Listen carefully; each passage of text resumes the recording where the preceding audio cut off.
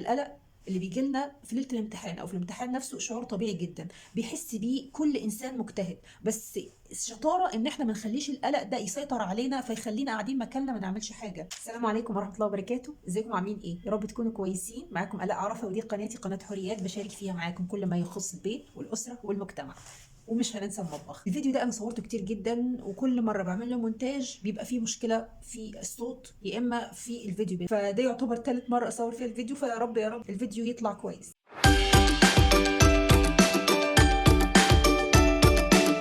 فيديو النهارده هتكلم معاكي عن ليله الامتحان ويوم الامتحان وفقاعه الامتحان. يعني الثلاثه دول هنحاول ان احنا نتكلم فيهم والخصهم، بحيث ازاي تعدي ليله امتحان تكون هاديه ويوم امتحان يكون جميل. داخل قاعه الامتحان ازاي تكوني هاديه، وازاي تكوني مش متوتره، او تعملي ايه جوه الامتحان نفسه، جوه قاعه الامتحان نفسه. يا رب الفيديو يكون جميل ومفيد ويعجبك.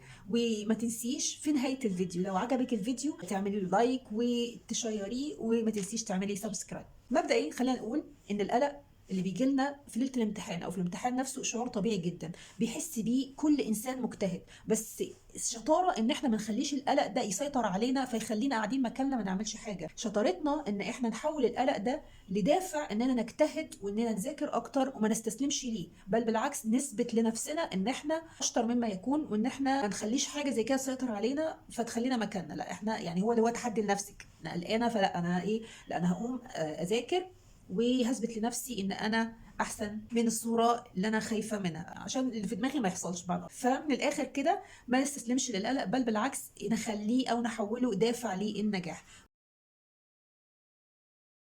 ليلة الامتحان بقى حاولي ان انت لما بتذاكري احرصي انك تاخدي العناوين الرئيسيه، تاخديها مراجعه سريعه جدا. احنا في ليله الامتحان ما بنذاكرش من الصفر، ليله الامتحان بناخد العناوين الرئيسيه وبنحاول نقرا مراجعه سريعه. مذاكرتنا من الصفر دي كانت بتبقى في ايام الدراسه، انما في ليله الامتحان احنا بنحاول نهدي نفسنا قدر الامكان. طب اللي ما لحقش يذاكر ليله الدراسه بتعتمدي على ملخصات، بتحاول تاخدي العناوين الرئيسيه زي ما قلت لك وتقراي وتراجعي مراجعه سريعه جدا. بعد كده بتحاولي تجهزي لبسك، ادواتك من بالليل، الحاجات اللي انت هتحتاجيها معاكي داخل قاعه الامتحان. بتحاولي ترتبي كل الامور دي من بالليل، بحيث ان انت الصبح ما تبقيش متوتره ولا بتبصي يمين ولا شمال ولا تنسي اي حاجه، ولا حتى تضطري داخل قاعه الامتحان ان انت تدوري على الحاجه دي او تلاقيها مش معاكي، او تضطري ان انت تستلفيها من زميله ليكي، فبتكون انت كده ضيعتي كمان ثواني حتى من وقت الامتحان، لان في وقت الامتحان الثواني حتى بتفرق. طيب احرصي انك كمان تنامي بالليل، تاخدي وقت كافي من النوم وتنامي بالليل كويس جدا 8 ساعات، عشان حتى جسمك ياخد كفايته من النوم وتكوني مستريحه ومسترخيه، حتى تقومي ان انت اعصابك هاديه، او تقومي ان انت نوعا ما رايقه شويه ومستعده لليوم ده. اول ما تصحي من النوم بقى احرصي ان انت طبعا صلاه الفجر وردك واذكارك، وتقولي الادعيه بتاعه اللي هو الانتهاء من المذاكره، وتراجعي بقى تبداي تراجعي تاني على الماده بتاعتك مراجعه سريعه.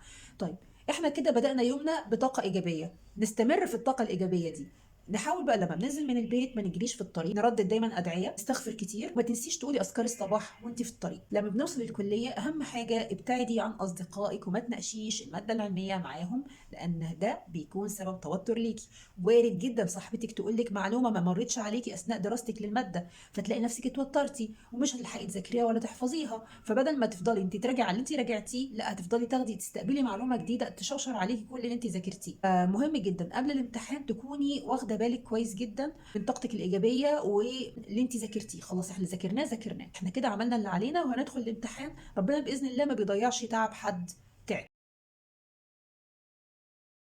مجرد دخولك لقاعة الامتحان بتمدي رجلك لجوه، قولي دعاء دخول القاعة: ربي أدخلني مدخل صدق وأخرجني مخرج صدق واجعل لي من لدنك سلطانا نصيرا. وأول ما تقعدي على الكرسي بتاع اللجنة طبقي الخطوات دي، ابدأي اذكري الله سبحانه وتعالى، وأول ما تستلمي ورقة الامتحان قولي: رب اشرح لي صدري ويسر لي أمري واحلل عقدة من لساني يفقهوا قولي. بتبدأي تقري الأسئلة قراءة تحليلية، بتشوفي الأسئلة كلها إيه هي الأسئلة اللي جات لك، بحيث ترتبي أفكارك وترتبي أولوياتك، هتجاوبي على أي سؤال الأول وإيه السؤال اللي هتسيبيه في الآخر، عشان كل سؤال ياخد وقته وزياده، او تعرفي كل سؤال لان بتبقى كل سؤال هياخد قد ايه من الوقت، او هتدي له قد ايه من الوقت، بحيث ان السؤال الاصعب ياخد اكتر وقت كفايه انك تفكري فيه وتعرفي هتكتبي فيه ايه. يعني من الاخر ابدأي بالاسئله اللي انت ضامنه اجاباتها الاول. لو قابلك سؤال صعب في الامتحان، اول حاجه بتيجي في بالك دايما رددي الدعاء ده: اللهم لا سهل الا ما جعلته سهلا وانت تجعل الحزن اذا شئت سهلا. ما تعرفيش ربنا سبحانه وتعالى ممكن يلهمك بالاجابه من خلال سياق الاسئله، خلال مثلا معلومه مرت عليكي وانت ما ذاكرتيهاش، او قريتيها مراجعه، او قريتيها قرايه سريعه كده وتلاقي سبحان الله ثبتت في دماغك،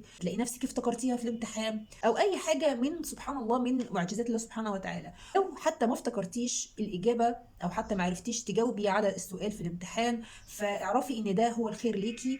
بنتعلم من الدرس ده ان احنا ناخد بالنا المره الجايه ونحاول نركز اكتر في المذاكره بتاعتنا ودراستنا اكتر، بحيث ما نتعرضش للموقف ده تاني في لجنه الامتحان، وخصوصا في ورقه الاسئله واحنا بنجاوب على الاسئله. اخر حاجه بقى، حاولي ان انت تسيبي ورقتك كويسه جدا، يعني تسيبي اثر طيب للمصحح، بحيث انه لما يصحح الورقه بتاعتك ما يتقفلش منها، يبقى خطك واضح، اجاباتك كلها واضحه، ورقتك نظيفه، سطري الورقه كويس، ظبطيها، اعملي لكل سؤال صفحه، وتقدري ان السؤال ده مثلا، حاولي قدر الامكان تقدري السؤال ده هياخد كام صفحه من ورقه الامتحان. في الاخر احنا حريصين ان احنا نسيب اثر طيب لدى المصحح، بحيث حتى يعني يدعي لك دعوه حلوه، يمكن مثلا لما يشوف ورقتك حلوه ليكي درجتين من عنده. كرم في الجامعات الموضوع ده ممكن يعني الدكتور يعني يرأف بيكي شويه ويديكي درجتين ينجحوكي، او مثلا يحس ان انت تستاهلي، انت مذاكره، او انت مثلا حريصه ورقتك تكون حلوه. تعرفيش الرزق بيجي منين، فيعني يفضل ان انت خليكي حلوه للاخر. سيبي اثر طيب لدى المصحح، خلي خطك واضح ورقمي اجاباتك. اخر حاجه، افتكري ان دايما التوفيق بايد ربنا سبحانه وتعالى. في نهايه الفيديو ما تنسيش تدعي لي،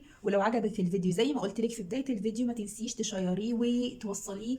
كل بنت محتاجه انها تسمع الفيديو ده، او بتبقى مثلا بتيجي ليله الامتحان متوتره ومش عارفه هتعمل ايه، فوصلي لها الفيديو دوت. ما تنسيش تعمليه سبسكرايب. السلام عليكم ورحمه الله وبركاته.